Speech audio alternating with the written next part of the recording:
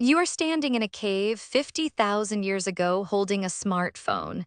Your thumb knows how to strike a flake from a core, but this smooth black rectangle is a dead thing in your hand. The battery is dead. The signal is dead. You are dead if you can't figure out how to make fire. But wait, what if it wasn't dead? What if the satellite network had been there, waiting in the sky above the last ice age? What if your ancestors had modern technology, not just a phone, but a lab? A factory, a drone, a genome sequencer.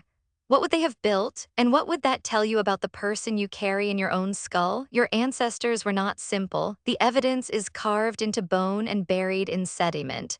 At the site of Schöningen in Germany, wooden spears dating back 300,000 years were found, shaped with the same precision your carpenter uses for a chair leg. The hominins who made them understood leverage, balance, and the trajectory of a thrown projectile. They planned ahead. They collected raw stone from outcrops miles away. They shared that stone across social networks that stretched for hundreds of kilometers. The archaeologist John Shea has argued that early humans were already cognitive generalists, able to improvise solutions to problems they had never faced before. If you handed them a smartphone, they would not stare at it blankly. They would try to figure out what it was for. They would shake it. They would chew it. They would hand it to an elder who had seen more winters, and within a week, someone would have figured out that the screen lights up when you press a certain spot. But modern technology is not just a single device. It is a web of knowledge, a global supply chain, a habit of writing things down. Could ancient humans have sustained that web? Consider the site of Göbekli Tepe in southern Turkey, 11,000 years old. Enormous stone pillars carved with animals arranged in circles. The builders did not have metal tools or domesticated animals or pottery. They had flint and their own muscles, yet they quarried, shaped, and moved limestone blocks weighing up to 20 tons. They did it over generations, without writing, without a central government. The archaeologist Klaus Schmidt, who excavated the site, believed it was a ritual center, a place where hunter-gatherers gathered for ceremonies that required massive cooperation. They had what you would call project management. They had scheduling, they had a shared vision. Now imagine giving those people modern technology, a drone to survey the landscape, a crane to lift the stones, a spreadsheet to coordinate the work crews. They would not waste it on entertainment. They would use it to build something even more astonishing, something that would last 10,000 years. You might think that ancient humans with modern tools would simply become modern humans faster. They would invent agriculture earlier, write earlier, build cities earlier. But the evidence from archaeology suggests a different possibility. Your ancestors had a different relationship with time. They did not see the future as a resource to be exploited. They saw it as a cycle, a pattern of seasons and migrations and ceremonies. When the archaeologist Stephen Mithens studied the cognitive evolution of early Homo sapiens, he found that their thinking was deeply embedded in the physical world. They did not abstract time into hours and minutes. They measured it in sunrises and moon phases and the migrations of reindeer. If you gave them a digital calendar, they would not use it to schedule meetings. They would use it to track the return of the salmon, the ripening of the berries, the moment when the Pleiades appeared on the horizon. They would turn your technology into a tool for ecological awareness, not economic efficiency. Here is a concrete scene. You are a Neanderthal in a cave in the Vindiger region of Croatia 40,000 years ago. You have just killed a bear with a spear tipped by a Levallois flake. You are cold, you are tired, but you have a satellite phone in your pouch. A researcher named Ludovic Slimak has argued that Neanderthals were not stupid. They had complex social structures and perhaps even symbolic thought.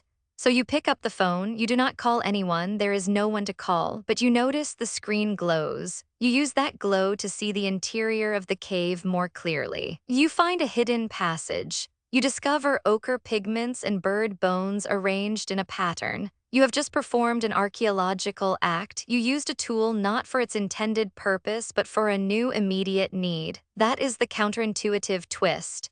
Ancient humans would not adopt modern technology as it was designed. They would adopt it the way they adopted everything, by reshaping it, disregarding its original function, and fitting it into their own landscape of meaning. They might use a laser rangefinder to measure the distance to a mammoth. They might use a 3D printer to make shell beads.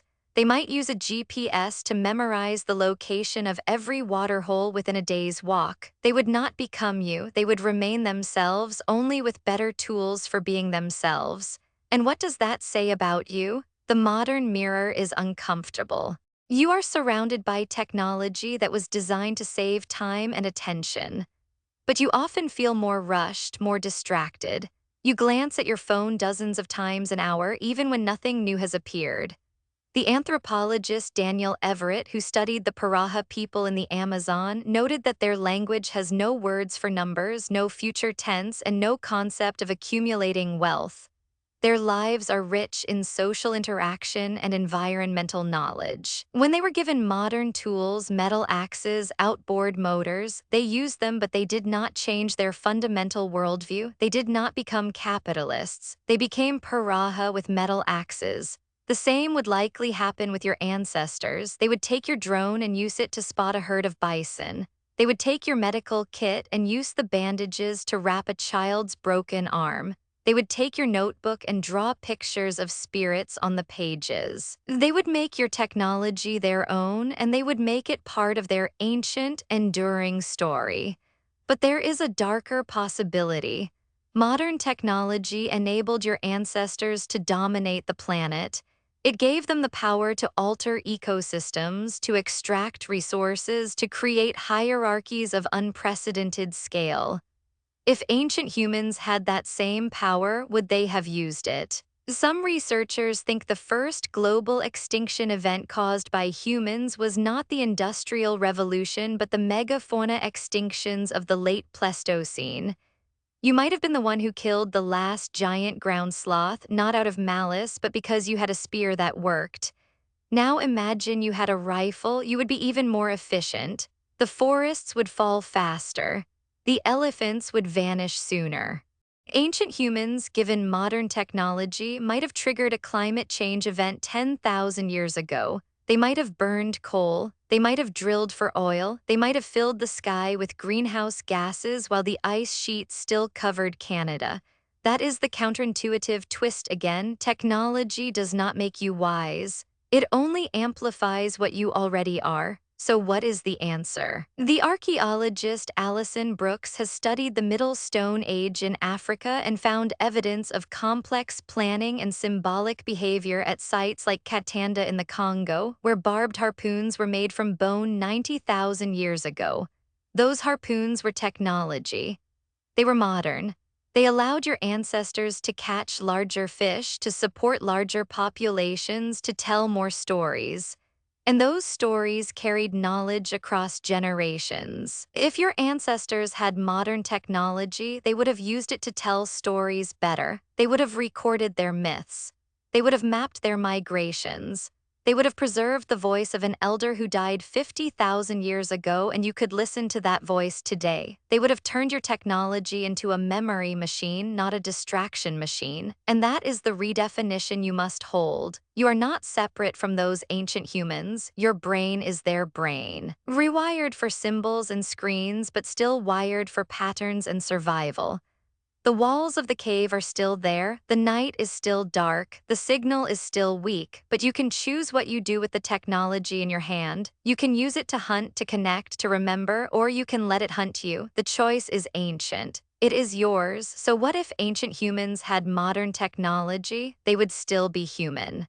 They would still be you, and you are still standing in that cave 50,000 years ago holding a smartphone. But now you know what to do with it.